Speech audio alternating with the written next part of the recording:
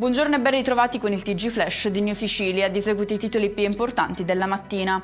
In apertura la cerimonia conclusiva di Palermo Capitale Italiana del Volontariato 2025, che oggi passa il testimone alla città di Modena, nuova capitale per il 2026. Presente all'evento il Capo dello Stato Sergio Mattarella, che ha sottolineato l'importanza del volontariato, un impegno che riflette una comunità non piegata su se stessa ma che sviluppa valori di coesione sociale. Lo ha definito così il Presidente.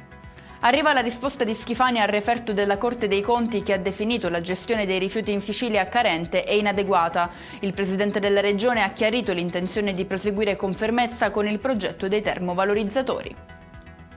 Proseguono le indagini sull'inchiesta che vede protagonista l'ex chirurgo plastico del Policlinico di Messina e che vede coinvolti 31 indagati tra medici, operatori sanitari e rappresentanti di aziende produttrici di farmaci e dispositivi medicali, aziende a cui il primario, adesso ai domiciliari, avrebbe chiesto somme di denaro per la sponsorizzazione di un congresso.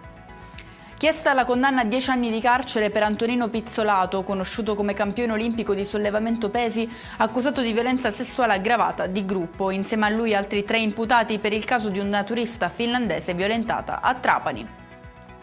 Incendio nella notte scorsa in un'abitazione di via Francesco Laurana a Palermo. Erano circa le 3 quando i vigili del fuoco sono giunti sul posto per spegnere le fiamme che hanno interessato il secondo piano dell'edificio. Non si registra alcun ferito. E con questo è tutto, prossimo appuntamento stasera alle 19:30. Grazie per averci seguito, buon proseguimento di giornata.